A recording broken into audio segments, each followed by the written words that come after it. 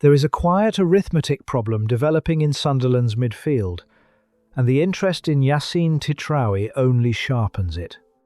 Before adding anyone, Lebris already has Granit Xhaka, Enzo Lefebvre, Habib Diarra, Noah Siddiqui, Dan Neil, and Chris Rigg competing for central roles. That is a well-stocked engine room by any standard, which makes the pursuit of a 22-year-old from Charleroi an intriguing decision rather than an obvious one.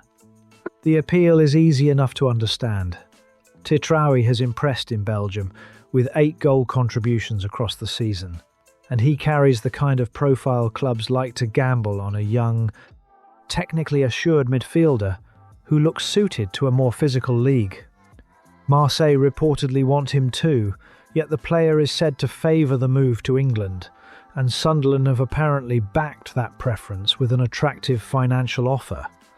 At around 12 million euros, this would be a clear statement of intent.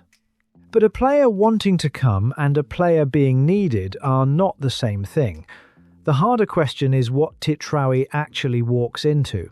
A 22-year-old doesn't develop by training well and watching on a Saturday. He develops by playing.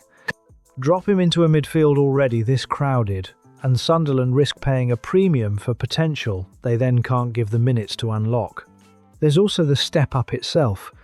The Belgian top flight rewards technical midfielders, but the Premier League asks different questions about speed of thought and physical relentlessness.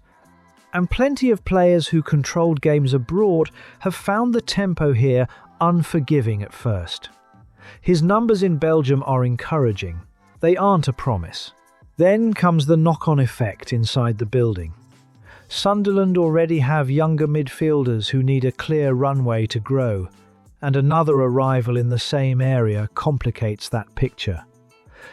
Competition can lift a squad, but too much of it in one position can stall the very players the club has spent years developing.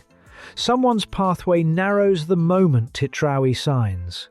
The counter-argument is real, and it's where Europe genuinely matters rather than simply sounding good. A season spread across the Premier League and the Europa League needs more dependable midfielders than a domestic-only campaign.